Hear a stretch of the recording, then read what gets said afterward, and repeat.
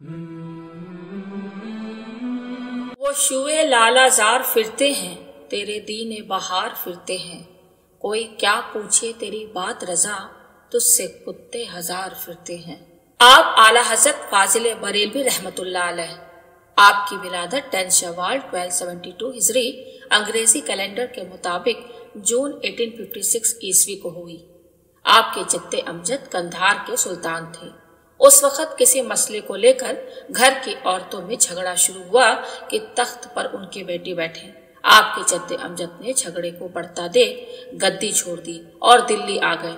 दिल्ली में उनकी आमद से सुल्तान ने उनका जोरदार इस्तकबाल किया और फौज का सेनापति बना दिया। आपके जद्दे आला 6000 के लश्कर के सरदार थे। फिर आपके जद्दे अमजद ने रोहेलखंड को फतह कर लिया, जिससे सुल्तान ने खुश होकर उन्हें वहां का गवर्नर बना दिया।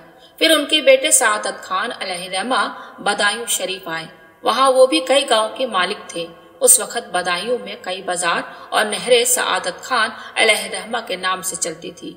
वहां उनकी 3 औलादें हुई, जिनमें सबसे बड़े बेटे मोहम्मद आजम खान अलैहिर्रहमा थे और मोहम्मद आजम खान के शहजादे हाफिज काजिम अली खान अलैहिर्रहमा, जो कि बदायूं के तहसीलदार थे। मोहम्मद आजम खान अलैहिर्रहमा का तसव्वुफ से ज्यादा लगाव रहता। सर्दियों में भी आप अक्सर पतले कपड़े पहनते थे।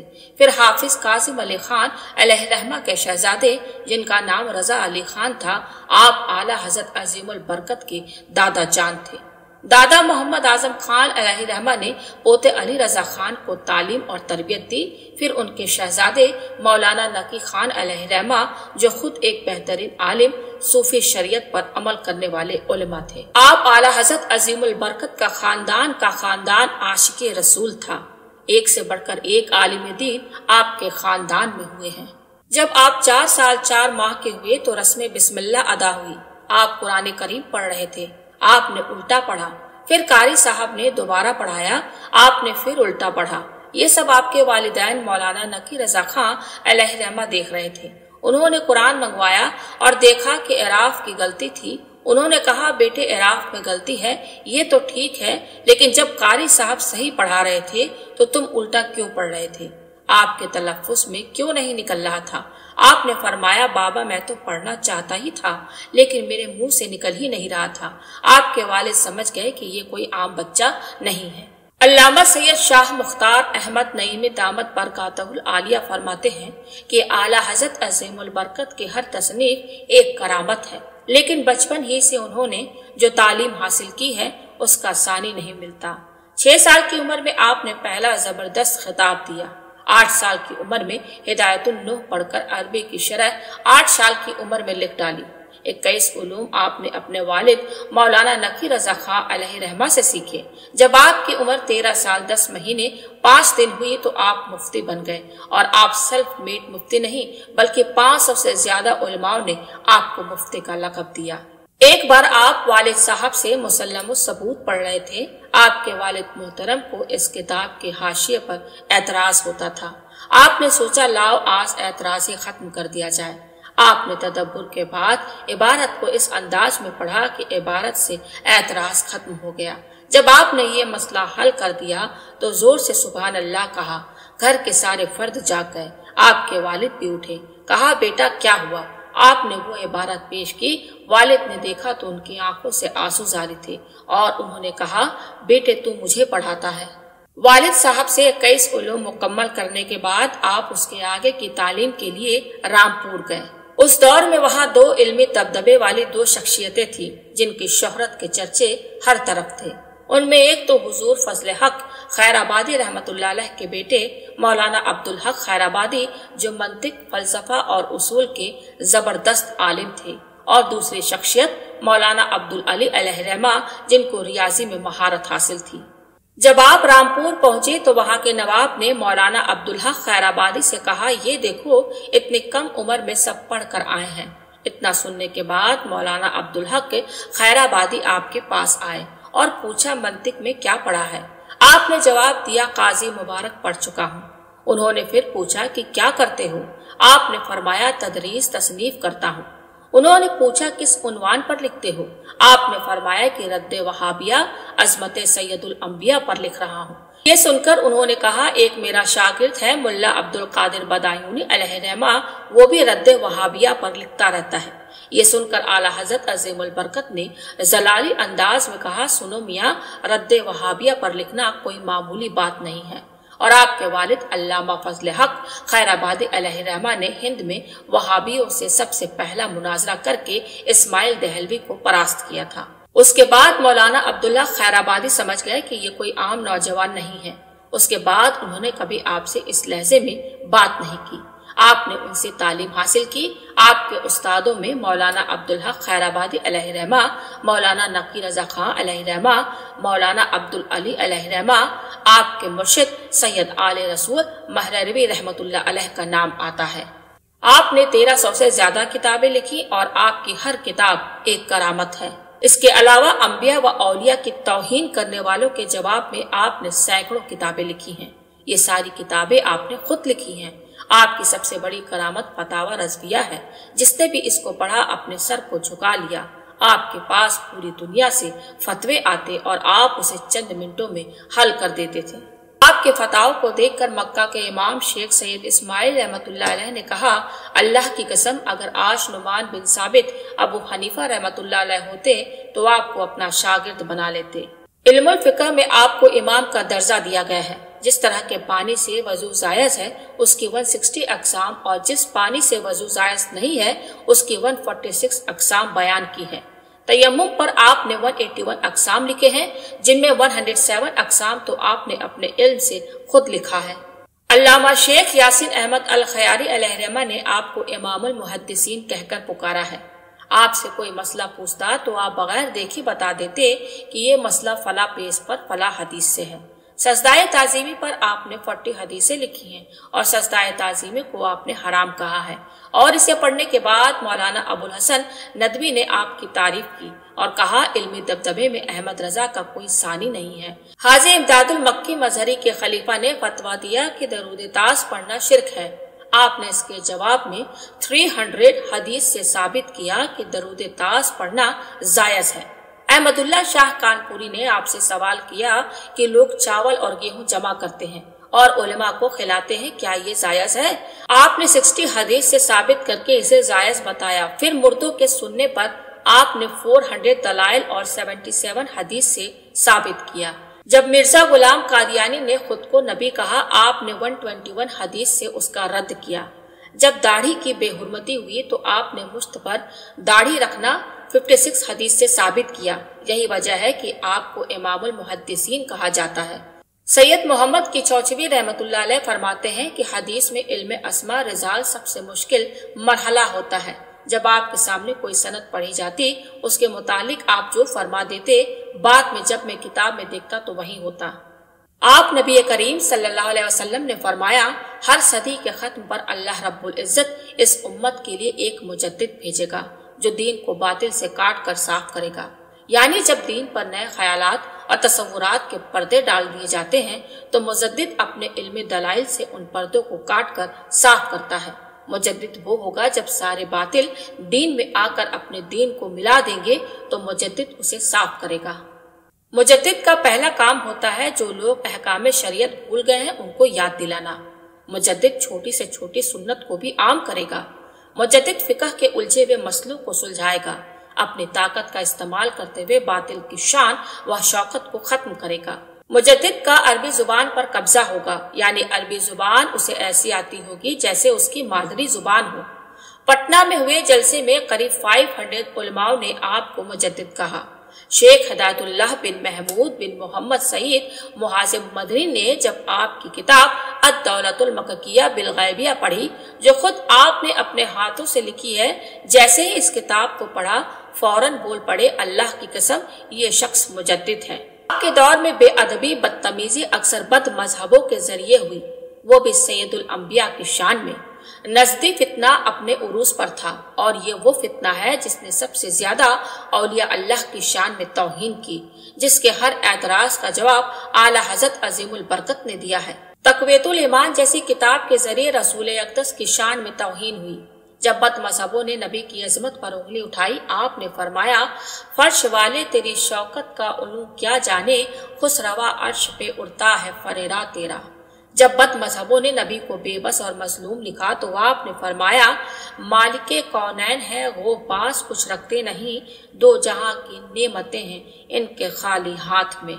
जब बद मजहबों ने नबी के इल्म गैब पर उंगली उठाई तो आपने लिखा, और कोई गैब क्या तुमसे निहा हो भला, जब न खुदा ही छिपा तुम पे करोड़ों दुरूद। जब बद मजहबों ने नबी को अपनी तरह समझा और अपना बड़ा भाई कहा तो आपने लिखा, सुबह तैबा में हुई बढ़ता है बाड़ा नूर का, सदका लेने नूर का आया है तारा नूर का। जब बद मजहबों ने नबी और मौला अली को आम इंसान के बराबर लिखा और कहा जिसका नाम मोहम्मद और अली है वो किसी चीज के मालिक नहीं, उसके जवाब में आपने लिखा, मैं तो मालिक ही कहूंगा कि हो मालिक के हबीब, यानी महबूब व मुहिब में नहीं मेरा तेरा। आपने बद मजहबों के हर एतराज का जवाब कुरान और हदीस की रोशनी में देते हुए उनके उठ रहे हर फितने को कुचल डाला। आपने सादातों की ताजीम खुद करके उनके मकाम को बता दिया और हमेशा के लिए दर्स भी दे दिया कि इल्म हासिल करने के बाद सैयदों पर तनकीद करने वालों को खबरदार हो जाओ। सैयदों की शान में आपने कुछ प्यारे जुमले इरशाद फरमाए। सैयद अगर बेअमल भी है फिर भी उसकी ताजीम की जानी चाहिए। सैयद को गाली देने से निकाह टूटने का डर रहता है और ईमान जाने की भी पूरी गुंजाइश रहती है। सैयदों के नसब की छानबीन और तहकीक करना गुनाह की तरफ ले जाने वाला काम है। अगर कोई शख्स खुद को सैयद बताता है तो हम पर लाजिम है कि उसकी ताजीम करें। सैयदों की तहरीर करने वाला शख्स मुतलकन काफिर है। उस्ताद को ये चाहिए अगर उसका शागिर्द सैयद हो तो गलती करने पर उसे जोर से ना मारे और मारते वक्त तस्वुर करे कि शहजादे के पैर में कांटा लग गया है, उसे निकाल रहा हूँ। आपके दो शेर हैं, आज भी सैयदों की शान में पूरी दुनिया में मकबूल हैं। तेरी नस्ले पाक में है बच्चा बच्चा नूर का, तू है ऐने नूर तेरा सब घराना नूर का। अहले सुन्नत का है बेड़ा पार असहाबे हुजूर, नज्म है और नाव है इतरत रसूलुल्लाह की। अहले बैत की शान में आपने यहाँ तक फरमा दिया कि अगर सरकार गौस आजम रहमतुल्लाह अलैह का भी नाम आ जाए तो अंगूठे को चूमना चाहिए। शेखुल इस्लाम अल्लामा सैयद मदनी मियाँ व हुजूर गाजी मिल्लत सैयद हाशमी मियाँ के चौचवी के वालिद सैयद मोहम्मद मुहद्दिस की चौचवी जब आपके पास तालीम हासिल करने के लिए आए तो आप अपनी मसनद से उठकर खड़े हो गए और कहा, आओ शहजादे, मेरे पास जो कुछ भी है आपके ही जद्दे अमजद का है। आपको सहाबा कराम से बहुत मोहब्बत थी। आपने कभी गुस्ताखे सहाबा से सलाम नहीं किया। आपने फरमा दिया कि नबी करीम सल्लल्लाहु अलैहि वसल्लम के बाद हजरत अबू बकर सिद्दीक रज़ियल्लाहु ताला अन्हु सबसे अफजल है और अहले सुन्नत वल जमात और तमाम औलिया अल्लाह का भी यही अकीदा है। कुरान का तर्जुमा आपकी एक और बहुत बड़ी करामत है। दरअसल पहले तर्जुमे में अंबिया औलिया से ताल्लुक से बेअदबी थी, लेकिन आपके तर्जुमे में अदब की झलक मिलती है। आपने लफ्जी तर्जुमा किया जबकि उससे पहले तफसीरी तर्जुमा होता था। लफ्जी तर्जुमा आपकी सबसे बड़ी करामत है और सबसे आसान तर्जुमा आपने ही किया है। हजरत अल्लामा सदरुश शरिया अमजदी रहमतुल्लाह अलैह ने एक दिन आपसे कहा, हुजूर कुरान का तर्जुमा कर दे। आपने कहा, ठीक है, दोपहर में जिस वक्त आराम करता हूँ उस वक्त और रात में थोड़ी देर रोज आ जाना, हम तर्जुमा बता देंगे।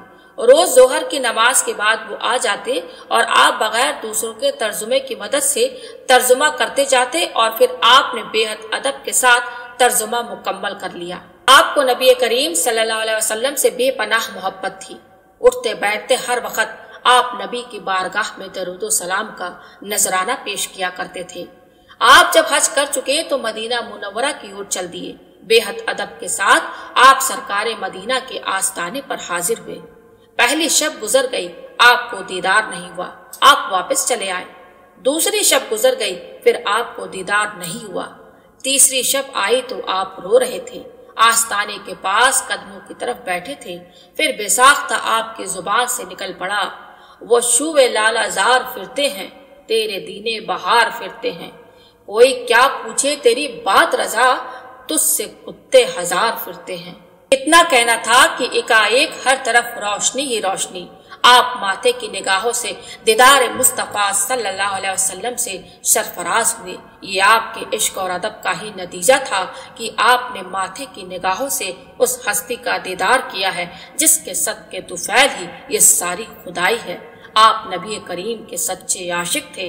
ہر قدم پر آپ نے عظمت مصطفیٰ، شان مصطفیٰ، مقام مصطفیٰ، انداز مصطفیٰ کو ہی بیان کیا ہے، جس کی کچھ جھلک یہاں دیکھیے۔ میرے اعمال کا بدلہ تو جہنم ہی تھا یا رب، میں تو جاتا میرے سرکار نے جانے نہ دیا۔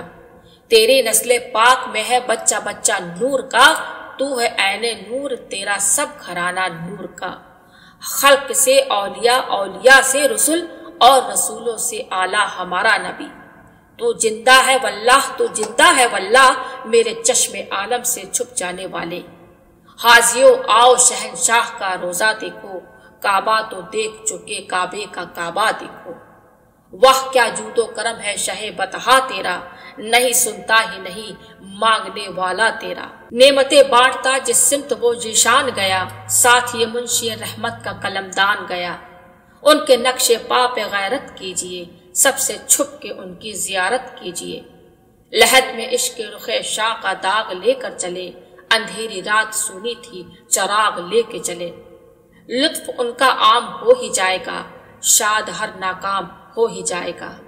اعلیٰ حضرت، یہ وہ مسئلہ ہے جہاں پر غیر تو غیر اپنے بھی اعتراض کرتے ہیں، کیونکہ ان کو نزدیک دیوبندی علماء اس طرح سے بہکاتے ہیں کہ اگر انسان کے پاس علم نہیں ہے تو اس کا بہکنا جائز ہے۔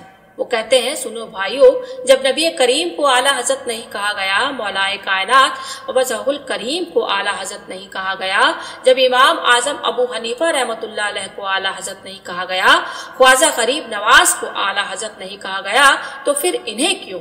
تو پہلے یہ سمجھ لینا چاہیے کہ جن ہستیوں کے نام اوپر دیے ہیں، ان کے مقام کو قیامت تک اب کوئی ولی نہیں پا سکتا۔ اور رہی بات اعلیٰ حضرت کو اعلیٰ حضرت، تو سید حافظ حاجی وارث علی شاہ رحمت اللہ علیہ نے کہا ہے اعلیٰ حضرت۔ جب انہوں نے کہہ دیا تو بلا شک آپ اعلیٰ حضرت ہیں۔ اب اعتراض کرنے والوں نے اپنے علماء اور اکابروں کو خود اعلیٰ حضرت کہا ہے۔ تذکرۃ الرشید میں عاشق علی میرٹھی نے حاجی امداد اللہ مہاجر مکی کو اسی کتاب میں 11 مرتبہ اعلیٰ حضرت لکھا۔ مولوی رشید گنگوہی نے 2 جگہ اعلیٰ حضرت لکھا۔ مولوی اشرف علی تھانوی نے 3 جگہ اعلیٰ حضرت لکھا۔ تو اعتراض کرنے والے خود اعلیٰ حضرت لکھتے تھے، لہٰذا آپ ان سب کے چکر میں نہ آئے، اپنا کام کرتے رہیں۔ اعلیٰ حضرت عظیم البرکت سے سچی محبت رکھے، یہ عاشق رسول ہے، عاشق غوث اعظم ہے، عاشق اہل بیت ہے، تا قیامت تک ان کا نام باقی رہے گا۔ ایک بار نواب امجد علی جنگل میں شکار کو گئے اور ہرن پر نشانہ لگانے کے لیے گولی چلائی، پر گولی غلطی سے کسی آدمی کو لگ گئی اور وہیں پر اس کی موت ہو گئی۔ نواب علی پر مقدمہ چلا اور پھانسی کی سزا مقرر کر دی گئی۔ آخری دن لوگ ان سے ملنے آتے ہیں اور دیکھتے ہیں کہ وہ ہنس رہے ہیں۔ لوگ دل ہی دل سوچتے ہیں لگتا ہے موت کے ڈر سے دماغ خراب ہو گیا ہے۔ سب نے پوچھا کیوں ہنس رہے ہو؟ کہنے لگے مجھے کوئی پھانسی نہیں دے سکتا، میں اگلی صبح تمہارے گھر آؤں گا اور ناشتہ کروں گا۔ پھانسی دینے کا دن آتا ہے، پھندا ان کے گلے میں ڈالا جاتا ہے اور جیسے ہی بٹن دبایا جاتا ہے، دروازے پہ دستک آئی اور پیغام آتا ہے کہ آج مہارانی وکٹوریہ کی تاج پوشی ہے، آج جتنے بھی سزا والے ہیں سب کی سزا معاف کر دی گئی ہے۔ لوگ ان کی میت پر آتے ہیں، دیکھتے ہیں کہ یہ تو زندہ ہے، سب انہیں گھر لے جاتے ہیں اور ناشتہ کراتے ہیں۔ سب نے پوچھا آخر ایسے ہوا کیسے؟ آپ بچ گئے؟ انہوں نے کہا 2 دن پہلے میرے خواب میں میرے پیر و مرشد اعلیٰ حضرت سرکار رحمت اللہ آتے ہیں اور کہتے ہیں تمہیں پھانسی نہیں ہوگی۔ مجھے اپنے پیر و مرشد پر پورا عقیدہ تھا۔ سرکار اعلیٰ حضرت علیہ الرحمہ نے اللہ کی عطا سے مردوں کو زندہ کیا۔ ایک شخص حبیب الرحمان نام کے تھے، ان کو بچپن میں نیمونیا ہوا اور اسی بیماری میں ان کا انتقال ہو گیا۔ گھر میں کوہرام مچ گیا کہ اکلوتا لڑکا تھا اور وہ بھی ختم ہو گیا۔ کفن وغیرہ کا انتظام ہونے لگا۔ ان کے والدین بریلی شریف میں اعلیٰ حضرت کے زیر سایہ ایک قریبی مکان میں رہائشی پذیر تھے۔ والدہ روتی ہوئی اعلیٰ حضرت کے پاس پہنچی اور رو رو کر کہنے لگی حضور میرا اکلوتا لڑکا مر گیا، آپ ہی کی دعا سے نصیب ہوا تھا، حضور مجھے اپنا لڑکا چاہیے، حضور مجھ بیچاری پر نظر کرم فرمائیے۔ اعلیٰ حضرت نے عصا اٹھایا اور اس عورت کے گھر کی طرف چل دیے۔ سب لوگ آپ کو دیکھ کر تعظیماً کھڑے ہو گئے۔ اعلیٰ حضرت نے فرمایا پردہ کیجیے ذرا ہم بھی دیکھیں۔ پردہ ہوا اور آپ میت کے قریب پہنچے۔ یہ دیکھ کر حبیب الرحمان کی والدہ اور زور زور سے چلانے لگی اور کہنے لگی حضور میرا لڑکا زندہ کیجیے، مجھے اور کچھ نہیں چاہیے۔ आला हजरत ने बच्चे के ऊपर से कपड़ा उठाया और बिस्मिल्लाह शरीफ पढ़कर फरमाया, आंखें क्यों नहीं खोलता, देख तो तेरी वालिदा क्या कह रही है। इतना फरमाना था कि बच्चे ने फौरन आंखें खोल दी और रोना शुरू कर दिया। आला हजरत ने फरमाया, ये बच्चा तो जिंदा है, कौन कहता है कि मर गया। फिर तो हर तरफ खुशी की लहर दौड़ गई और आपने उस पर मोहब्बत और शफकत से हाथ फेरा तो वो खामोश हो गया और चेहरे पर हल्की सी मुस्कुराहट मालूम होने लगी।